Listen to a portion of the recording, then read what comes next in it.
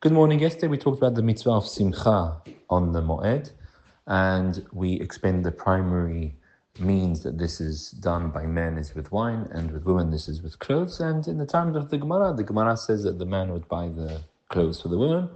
Of course, nowadays women do that themselves. But the point is that there should be a joint venture that together they recognize for the Chag. A couple recognize that man, if this is what he likes, he invests in nice meat and wine, and if a woman, if this is what she likes, nice jewelry, nice clothes, something special for the Chag.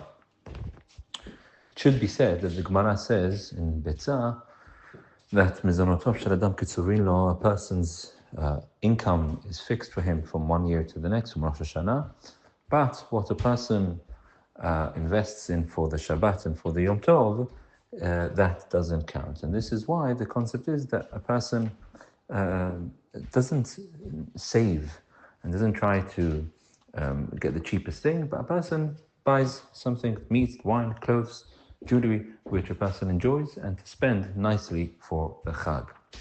To the extent that the Hachamim even say, and this is nifsak in the Shulchan Aruch, that Levu alai v'ani poreach, Kadosh Baruch Hu says that a person, if he doesn't have the ability now to pay for something, he's allowed to take out on credit to borrow money in order to be able to buy these things for the Chag. However, the poskim qualify this. This is only if a person has a rational means and a way in which they propose to be able to pay this back. A person who borrows money and has no intention, no ability to be able to pay that back, that's forbidden. That's just wrong to do. This is what the Mishnah in Pirkei Avot says.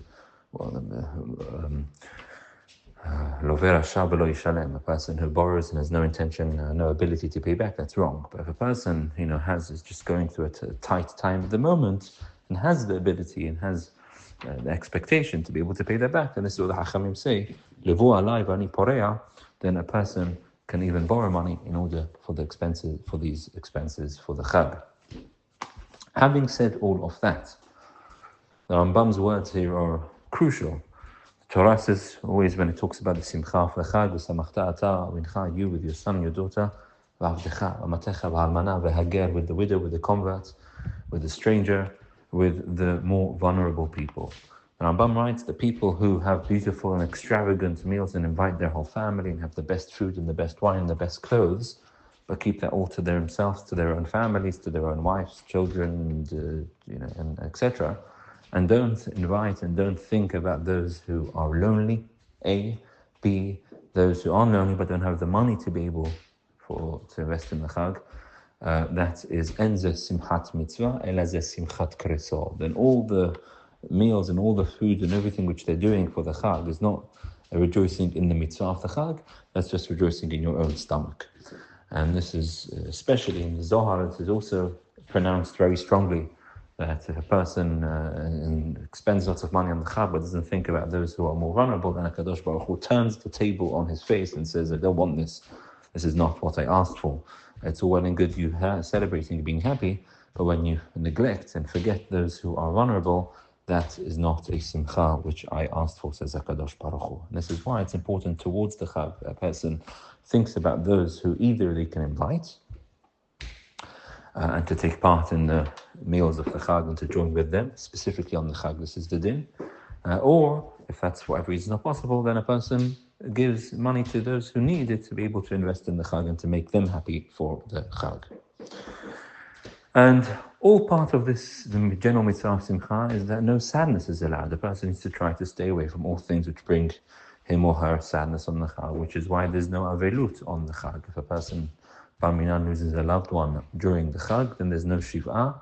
Of course, the funeral takes place, but there's no shiv'ah, and the shiv'ah only begins after the Chag because of this din of the Simcha of the Chag. Even more, the Hachamim said that because we want you to be focusing on the Simcha, and the Simcha should only be the Simcha for the Chag, you cannot do anything else which is a huge celebration. So this is why it's forbidden to get married on the Chag. Of course, one can't get married on Shabbat or Yom Tov itself because of the concern that a person may write for the ketubah. But on Chol HaMoed, why is it not permissible to get married in the intermediary days of Pesach and Sukkot. This is what the Chachamim say, En ma'arvin simcha b'simcha. We don't mix two different happy occasions together.